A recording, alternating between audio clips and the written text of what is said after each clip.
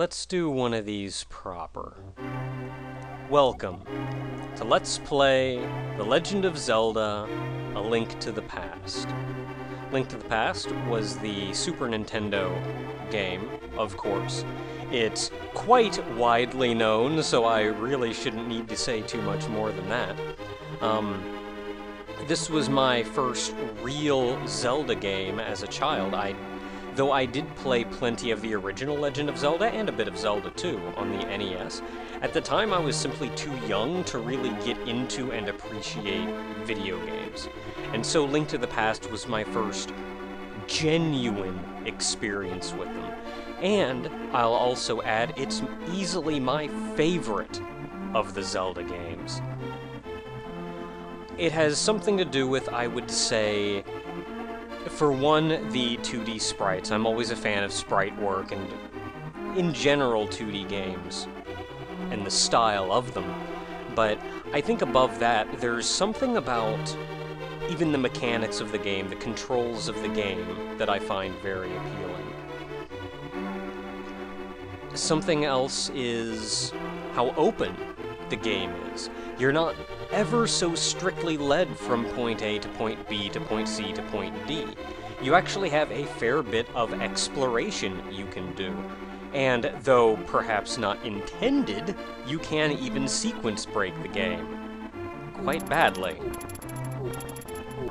And though sequence breaks aside, I think the feeling that instead of being shoehorned into one specific direction, because that's the only thing you can do, that you have to explore and see the world is a very big thing to me. So it feels like I merely discover the next dungeon. Not that I'm restricted to going there. That's not Agnum's face, by the way. He's not going, ooh, like Porky or whatever. That's actually a crown band thing going around his head. It took me 15 years to figure that one out.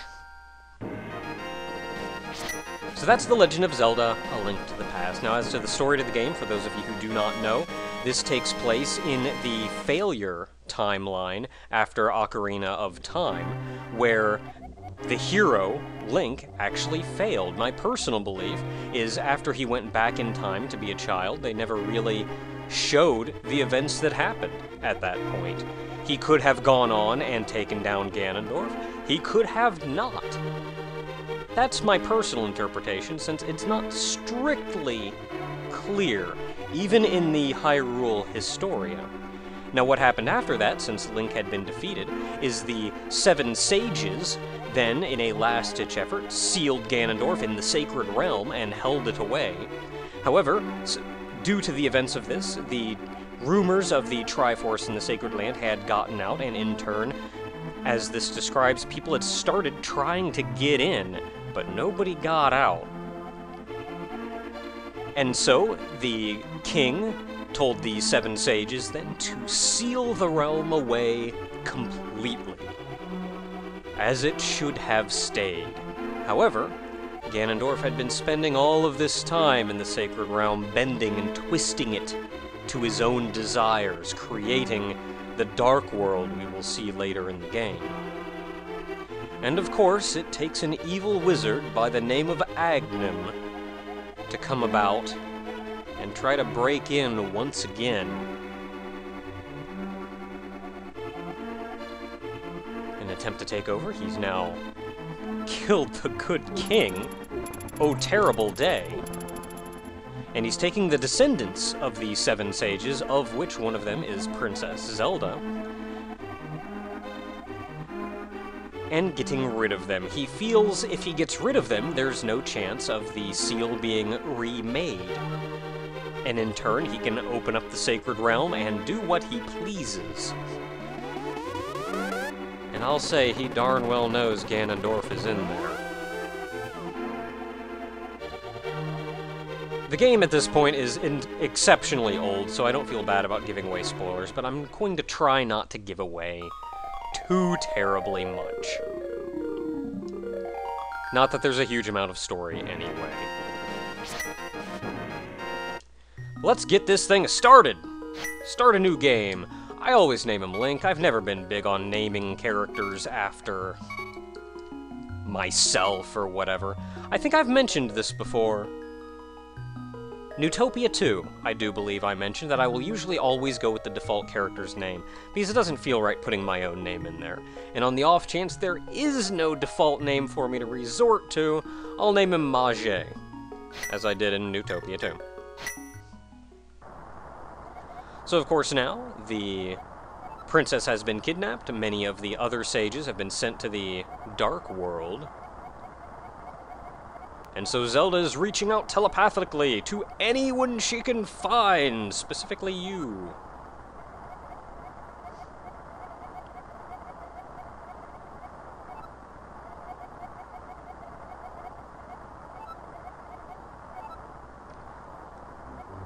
And 'twould appear our uncle heard of it as well, because he's going out to cause some trouble.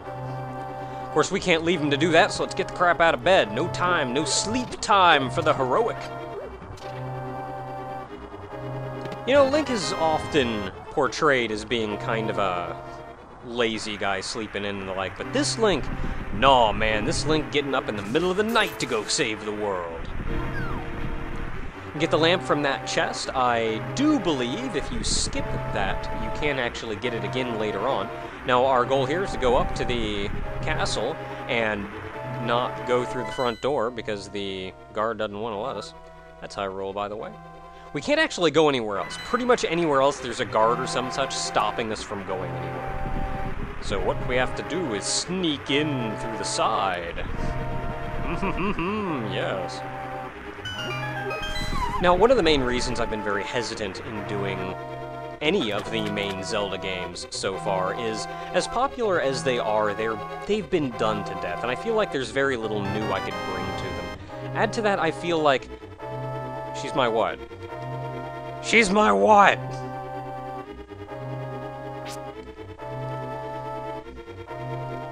I feel like there's very little I could do, though. And add to that, it feels like much any games that I would do, a couple little magic pots here so we can now use our lamp. I feel like really much any of the games would feel more like doing them for the audience pandering or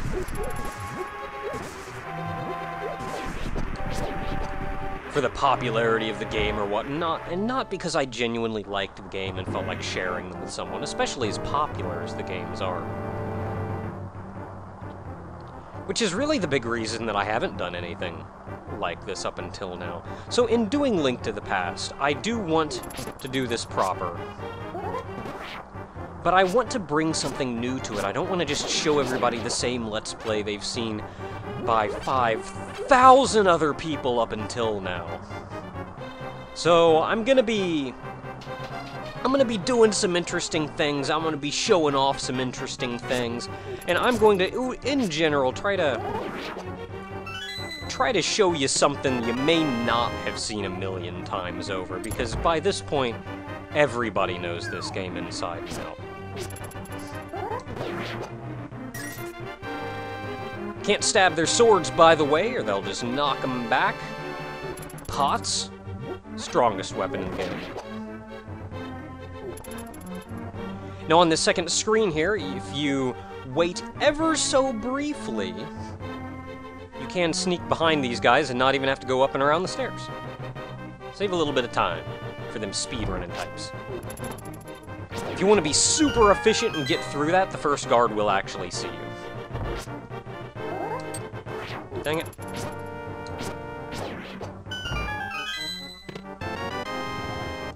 Yay. Now that I have a boomerang, I'm going to change off the lamp. There's not that many instances where you genuinely need the lamp. There are a few. But I'm going to change to something that doesn't use up magic power to use. It's a real efficient use of an entire floor there, by the way.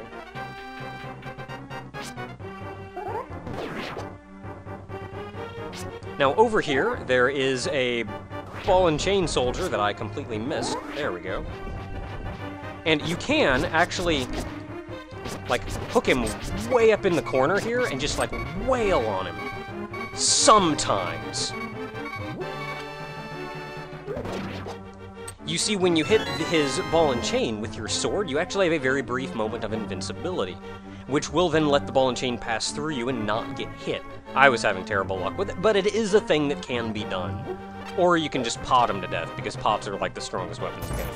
And then we have found Zelda!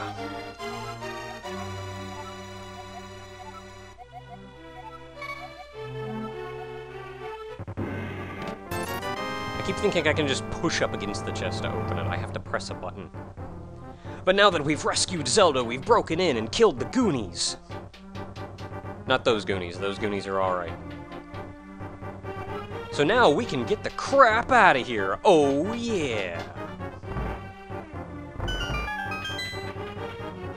So we gotta find a way to break out without everybody in the world being alerted to the fact that we have the Princess of Hyrule.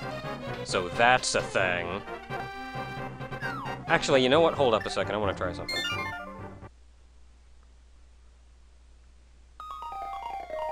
Actually, you know what? No, I don't have to worry about that at all. I'd have to look into something like that anyway. Okay, so sorry for wasting everybody's time here. When you load your save after you rescue Zelda, you'll just be right back here. Ow, jerk. And you know what? While we're here, I'm just going to go ahead and take a gander through some of the other rooms we may be encountering as the game progresses. Some of these we've seen already. I think we've seen some of those. This one we've seen before, but not in that palette. There we go, there's the right palette. Now that one's a little wonky, so maybe not. That room we've not actually seen, though. That was the throne room. Oh, we haven't seen this yet, either. All underground and dark and dank and... Hi, everybody. How you doing? We haven't seen any of this, either. We won't see this for a while. Good couple of videos now, I imagine. A little more of the dark and the dank. See a mouse running by every now and then. Oh, hey, this room! We'll probably never see this room. It's largely because you almost never have a good reason to come here. Like, there's nothing of value in here, and when you first see it, you don't have access to it, so, like, who's gonna backtrack that far for nothing? That's some foreboding music.